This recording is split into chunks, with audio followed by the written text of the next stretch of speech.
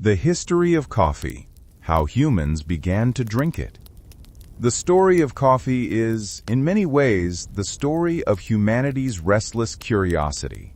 How a wild berry from the misty mountains of Ethiopia became the world's favorite stimulant, shaping empires, revolutions, and even modern capitalism.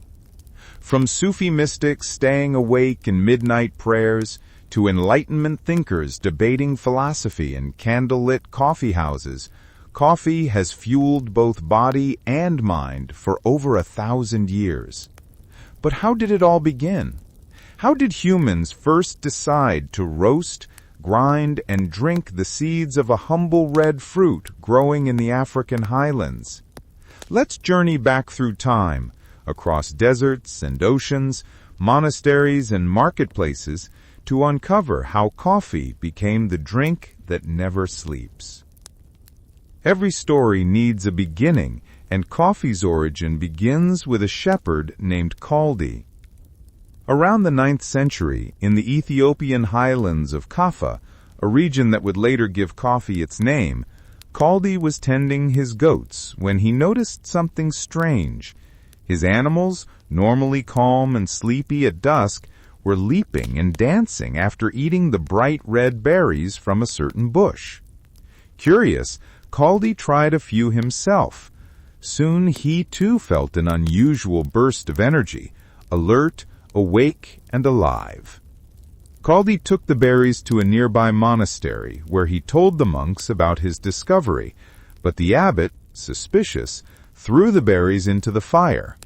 Soon a rich and irresistible aroma filled the air. The monks quickly raked the roasted seeds out of the ashes, ground them, and dissolved them in hot water. The first cup of coffee was born. While this story is part legend and part folklore, first recorded centuries later, it beautifully captures the essence of discovery, a moment of chance leading to a global transformation. Whether or not Kaldi ever existed, the truth is that coffee's roots indeed trace back to Ethiopia, where wild coffee trees still grow today. From Ethiopia to Yemen, the sacred drink of the Sufis. Ethiopia was the birthplace of coffee, but Yemen was its cradle.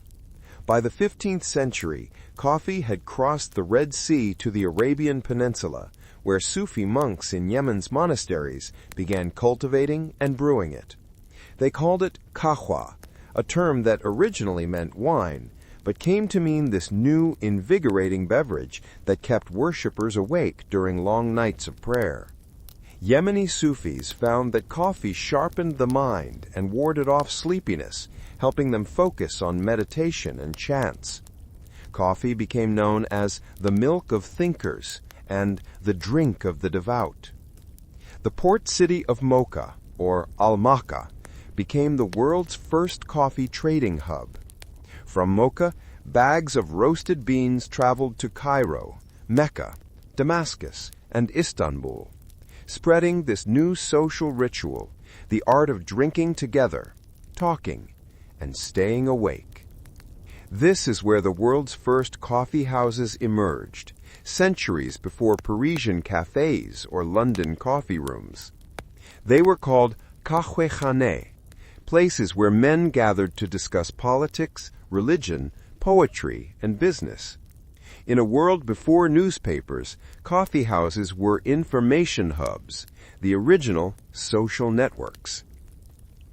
The Ottoman Empire and the birth of coffee culture. When coffee reached Istanbul in the mid-1500s, it took the city by storm. The Ottoman capital, the center of a vast empire stretching from North Africa to Eastern Europe, was the perfect stage for coffee's next act. The first recorded coffee house in Istanbul opened around 1554, founded by two Syrian merchants, Hakem and Shams. Their establishment quickly became a sensation. Scribes, poets, scholars, and merchants filled the coffee houses, debating literature and politics over steaming cups of coffee. The drink became known as the milk of thinkers and the drink of the devout. But not everyone approved. Conservative clerics in the empire feared coffeehouses might become centers of sedition. The Ottoman authorities tried banning coffee several times, in 1511 in Mecca, and again in 1623 in Istanbul, claiming it caused social disorder. Yet every ban failed. People simply loved coffee too much. In fact, Ottoman law eventually recognized coffee deprivation as legitimate grounds for a woman to divorce her husband. That's how deeply coffee had seeped into the culture. Coffee crosses to Europe, the Venetian connection. Europe's first encounter with coffee came through Venetian merchants in the early 1600s. Traders who sailed to the Ottoman Empire brought back not just silks and spices, but also the mysterious dark beverage that the Turks drank in abundance. Initially, Europeans were suspicious. Priests in Italy called it the bitter invention of Satan. But when Pope Clement VIII tried a cup himself, he declared it so delicious that it would be a sin to let only non-Christians enjoy it. He baptized coffee, metaphorically, making it acceptable for Christian Europe. Soon, coffee houses began opening in Venice, London, Paris, and Vienna, each city adapting the drink to its own culture.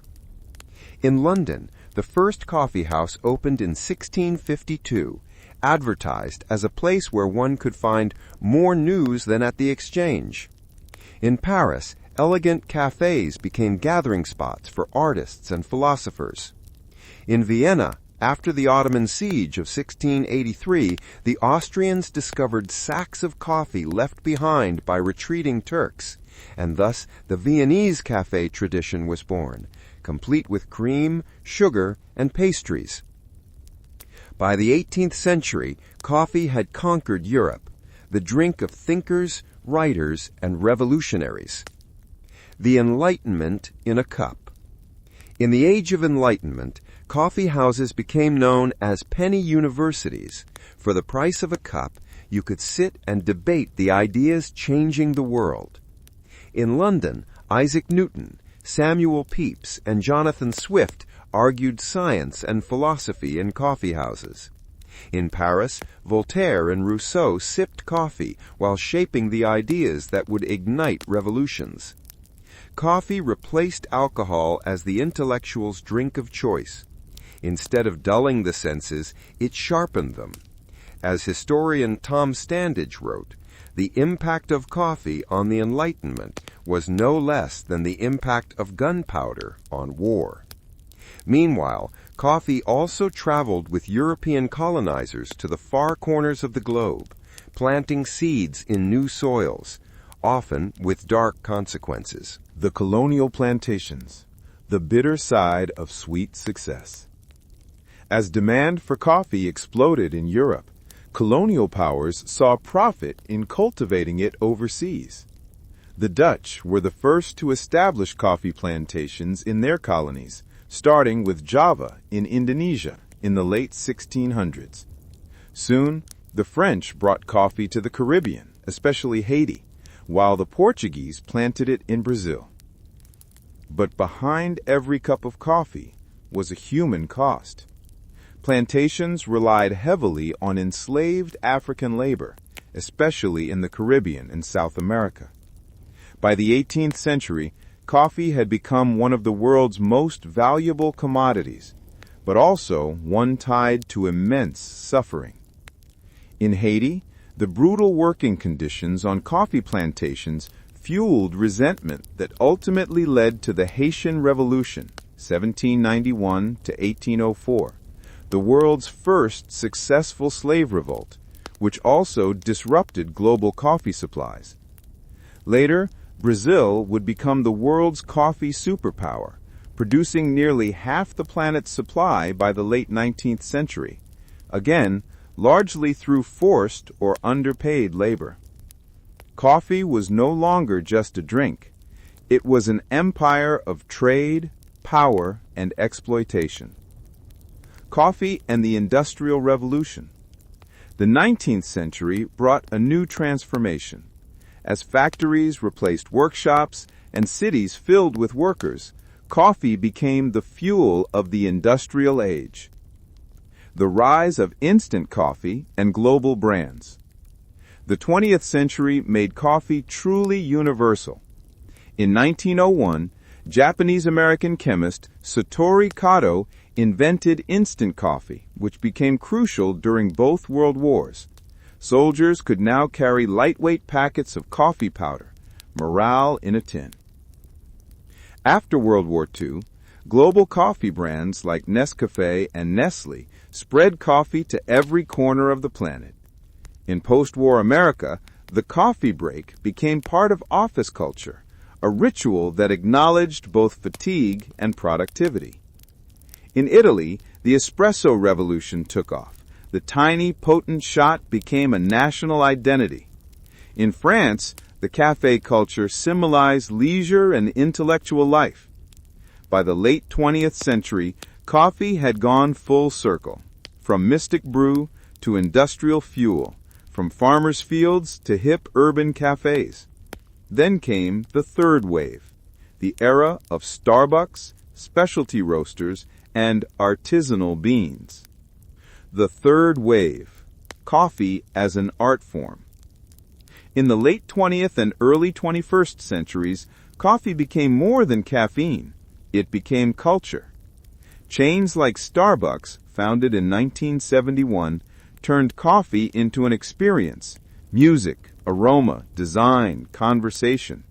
Terms like latte, macchiato, and cappuccino entered everyday language. Meanwhile, independent roasters and baristas began talking about origin, terroir, and fair trade, treating coffee like wine. The third wave movement emphasized sustainability, small farms, and direct relationships with growers. Coffee once again became a bridge between farmer and consumer, tradition and innovation, past and future.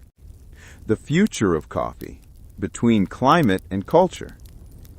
As the world warms, the regions that produce the best coffee, like Ethiopia, Colombia, and Central America, face new threats. Rising temperatures, pests, droughts. Scientists warned that by 2050, up to half of the world's coffee growing land could become unsuitable. Yet, innovation continues. From lab-grown beans to sustainable farming, the coffee industry is adapting. And while trends shift, cold brew, nitro coffee, oat milk lattes, the essence remains the same. A drink that awakens, connects, and inspires. Whether in a remote Ethiopian village or a buzzing New York cafe, coffee is still what it was 1,000 years ago, a shared ritual of energy, conversation, and humanity. Conclusion. From goat pastures to global cafes. From Kaldi's dancing goats to Wi-Fi cafes and glass skyscrapers, coffee's journey is one of the most remarkable in human history. It began as a humble discovery, red berries on a wild bush, and grew into a global phenomenon that shaped trade routes, revolutions, and cultures. Coffee has been called the wine of Islam, the drink of revolution, and the fuel of progress. It has been both sacred and commercial, both exploited and celebrated.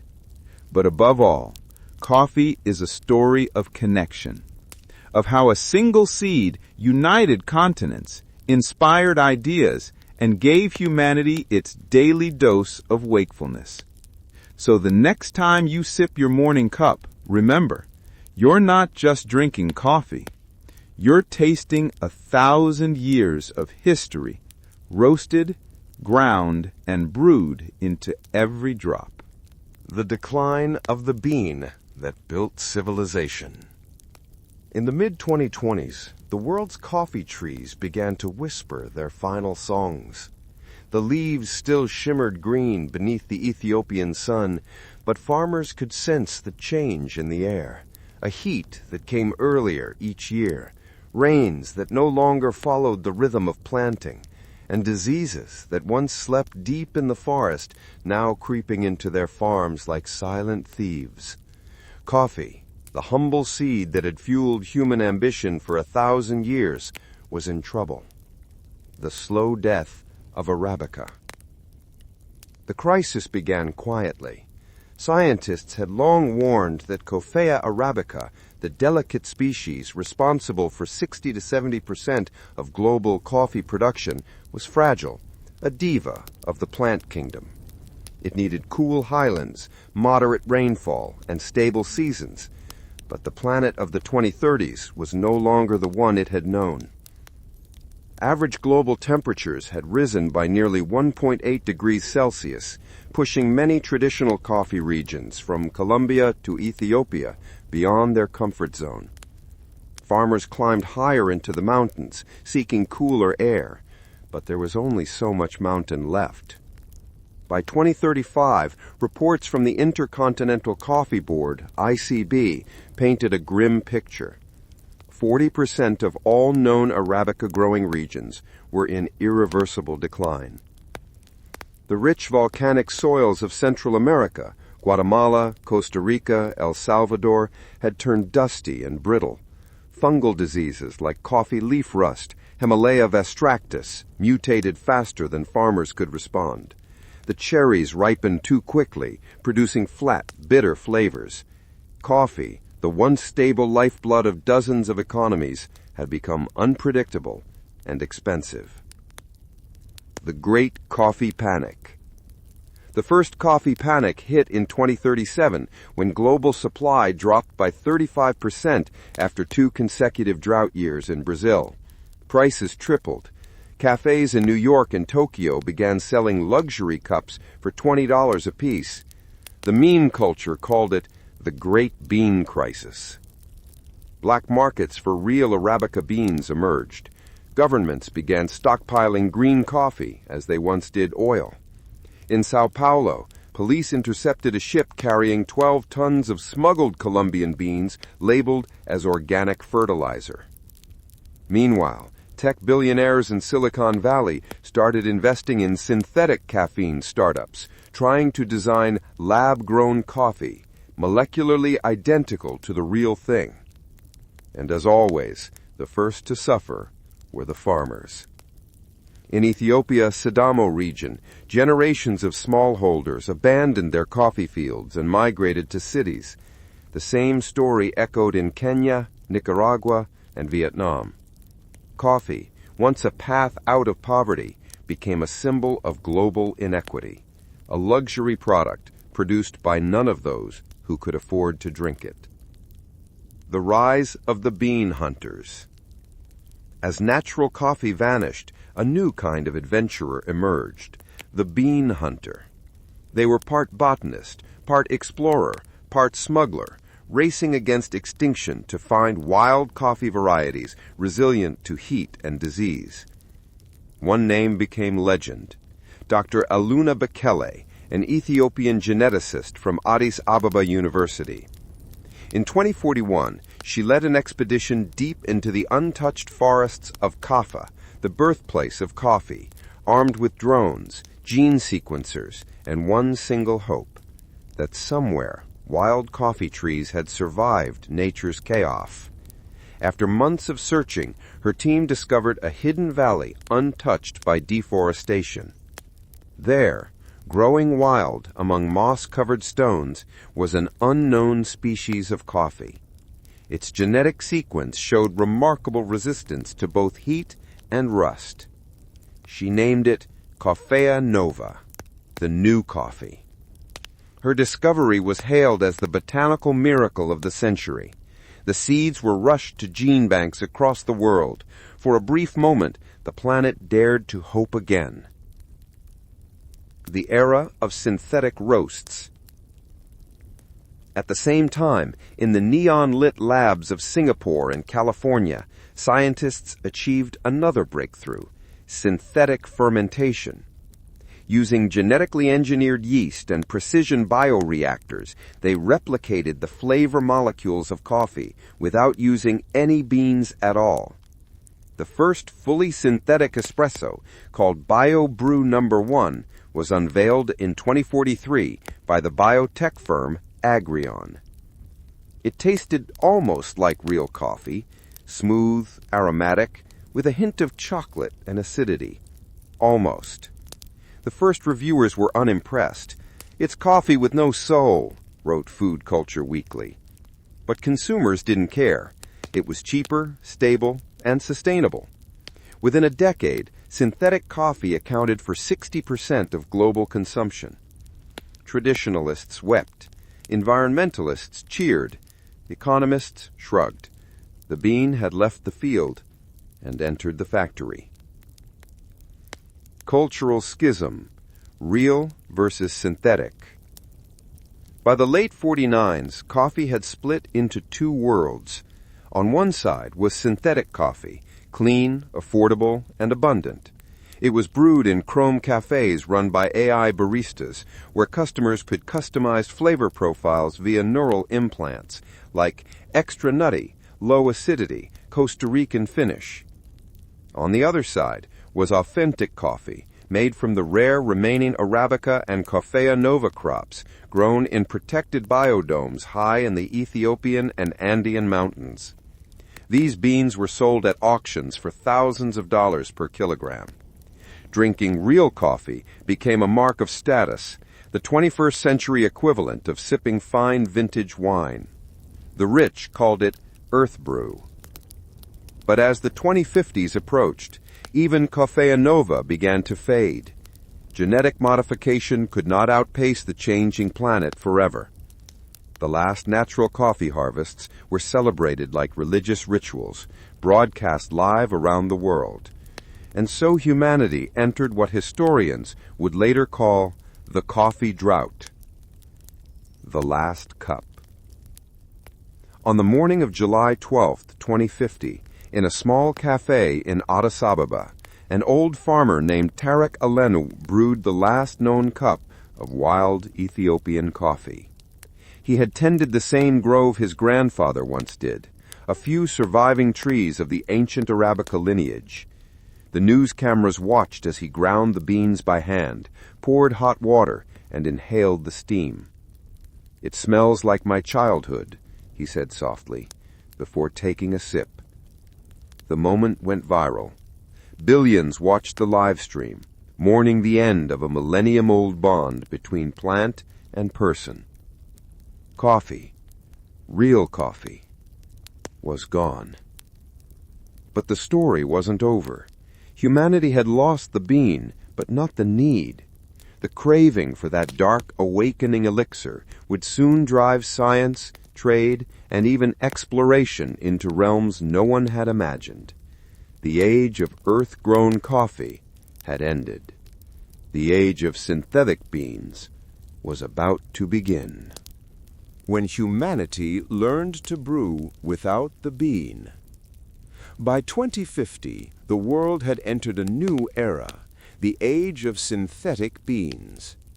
Earth-grown coffee was nearly extinct. Entire economies that had once depended on the cultivation, harvesting, and trade of coffee collapsed or pivoted. Yet humanity's desire for the ritual, aroma, and mental clarity of coffee refused to vanish. Scientists, engineers, and entrepreneurs were determined. If the bean could not survive nature, humans would recreate it in the lab, molecule by molecule, flavor by flavor. The rise of BioBrew and the synthetic coffee industry. The first fully synthetic coffee, BioBrew No. 1, had debuted in 2043.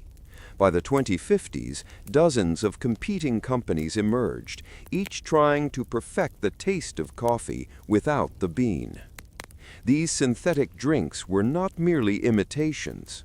Using bioreactors, genetically engineered yeast, and precision flavor chemistry, companies could create coffees tailored to individual preferences: ultra-low acidity for sensitive stomachs, extra caffeine for scholars, or chocolatey, caramel floral, and even wild Ethiopian forest flavor profiles. By 2060, the synthetic coffee market had grown into a trillion-dollar global industry. Megacities such as Singapore, Dubai, Sao Paulo, and Tokyo were dotted with sleek coffee labs where robotic baristas brewed personalized cups within seconds. Neural interfaces even allowed consumers to taste coffee in virtual reality before drinking it, creating a new sensory experience. Cultural transformation. The transition from natural to synthetic coffee was not merely technological. It reshaped culture. Daily rituals. Morning coffee rituals persisted, but the experience became highly customizable. People could select flavor, caffeine level, and even emotional response, stimulate creativity, enhance calm, sharpen memory. Social life. Cafés evolved into sensory hubs. Patrons no longer gathered around a cup of brew, but around interactive holographic interfaces, tasting coffees from distant planets or extinct regions of Earth. Status symbol. Authentic beans from surviving Coffea nova or preserved Arabica stock became priceless. A single cup could cost tens of thousands of dollars. They were exhibited at museums and auctions rather than drunk casually.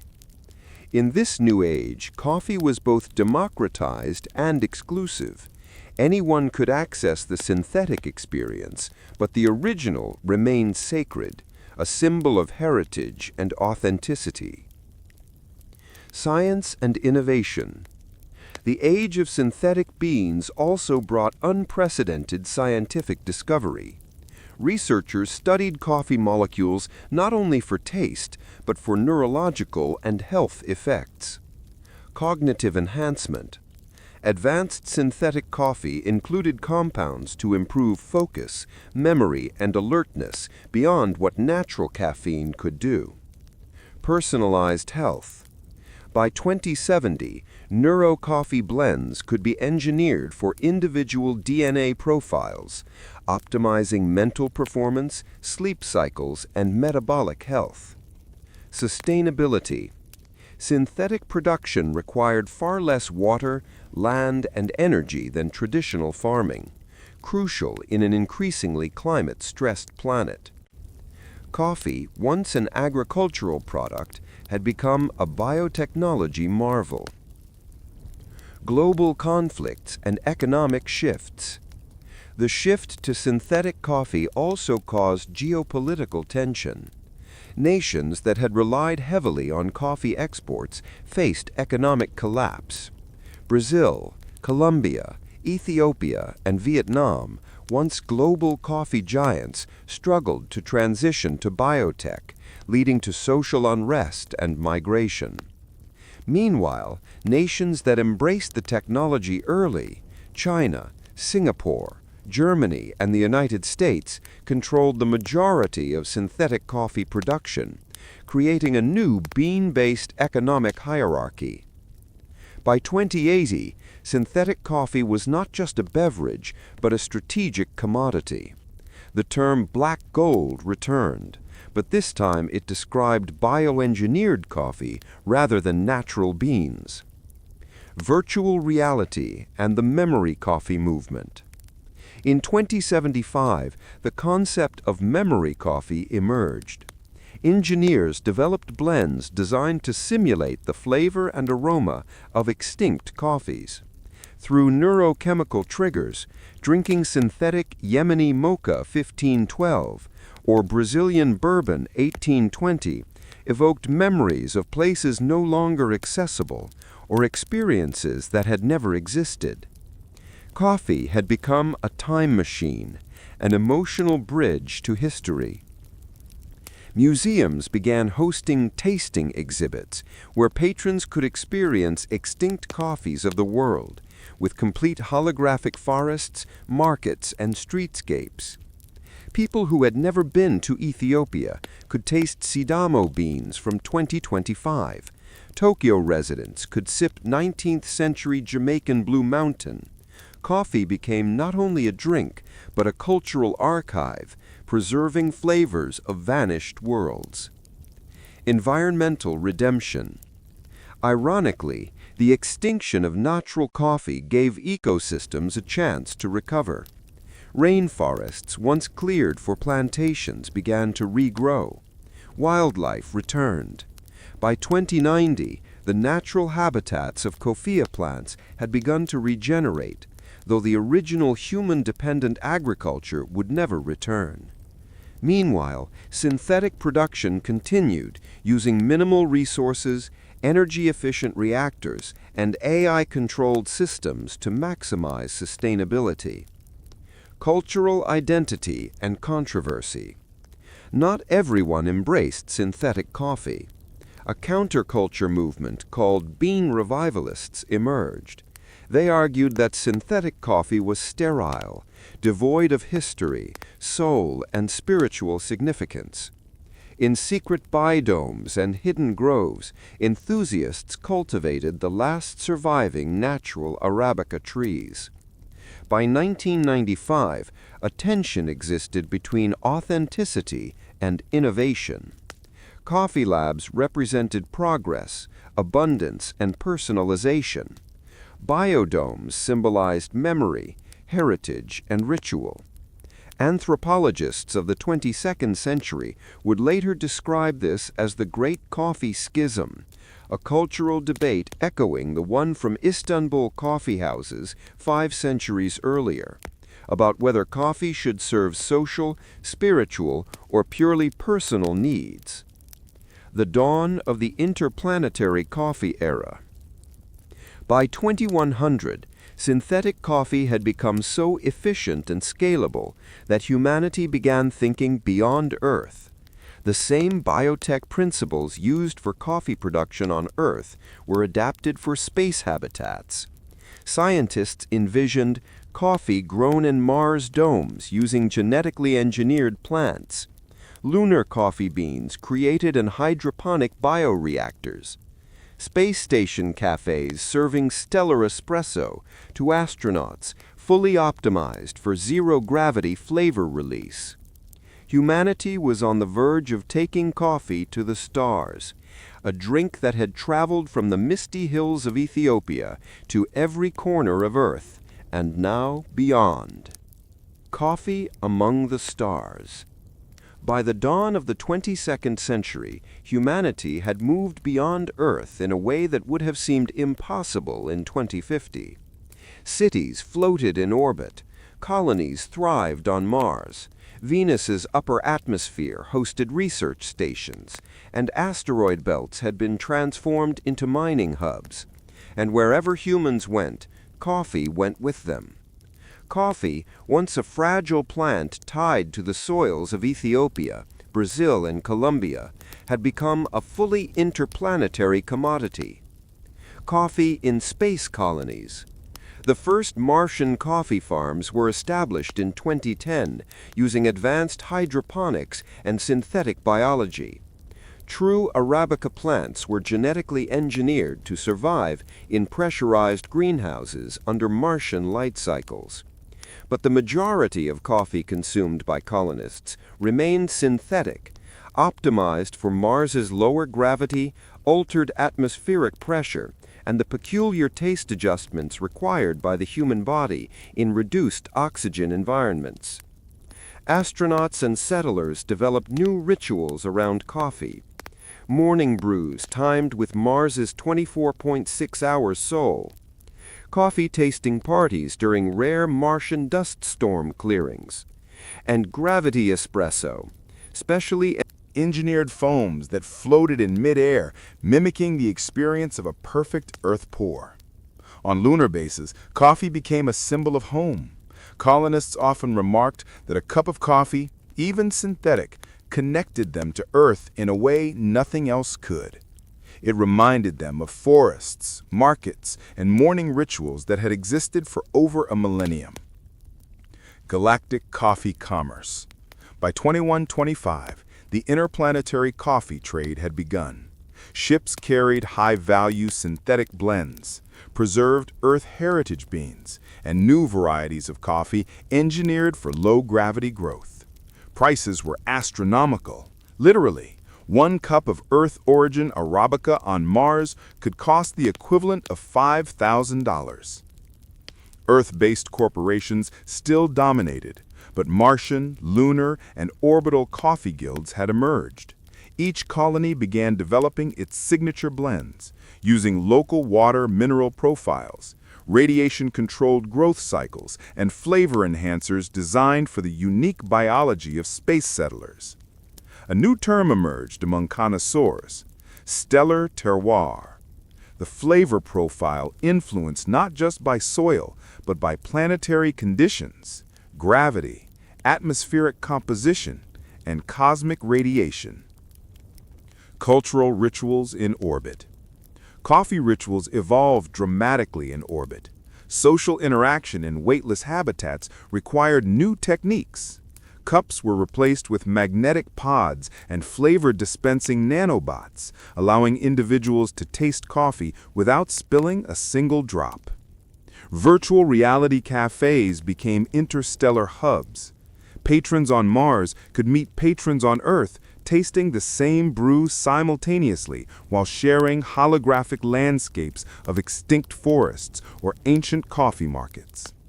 A latte could now carry the aroma of 21st century Addis Ababa, the flavor profile of 19th century Jamaica, and the hint of Martian minerals, all in one sip.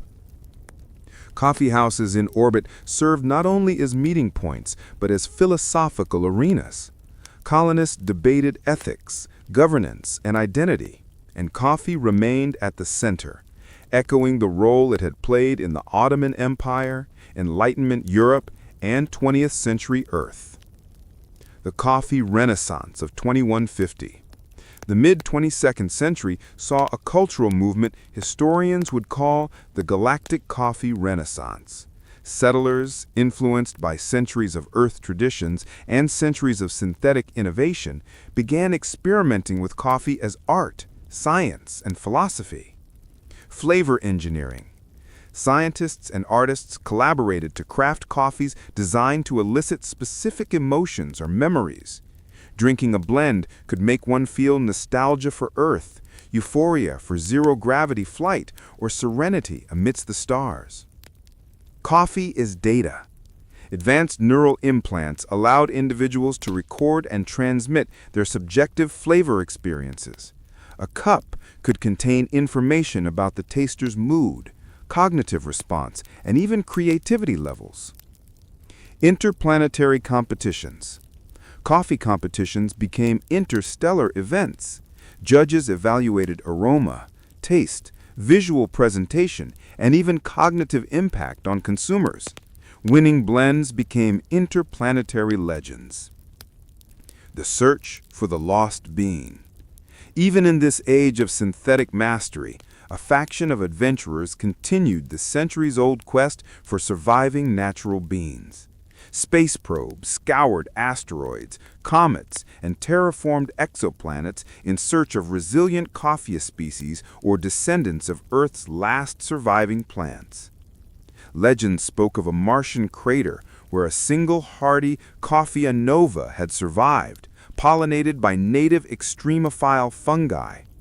Whether true or myth, these stories fueled a new generation of bean hunters, now in spacesuits rather than trekking forests.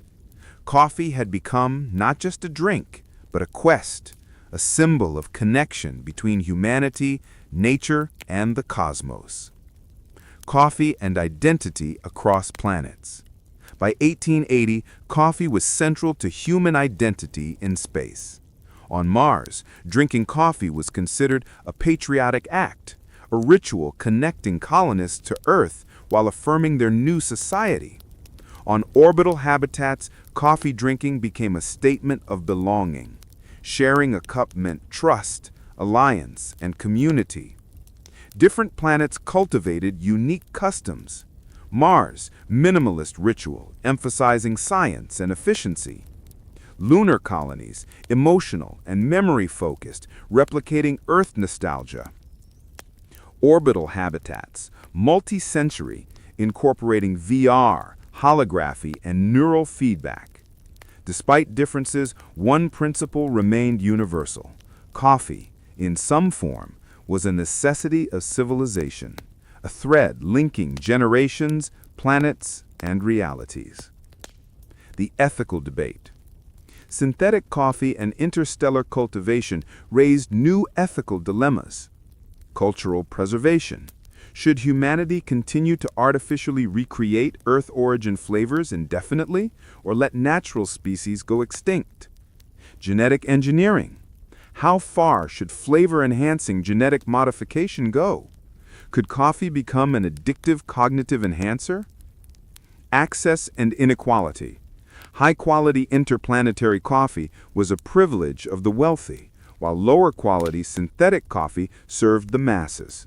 Would coffee repeat historical patterns of exploitation, or could equality be enforced across planets? These debates mirrored centuries of tension on Earth, yet now they span the solar system. Prelude to the return. By 2200, coffee had fully transcended Earth. It was no longer merely a plant or a beverage, but a technological, cultural, and spiritual medium.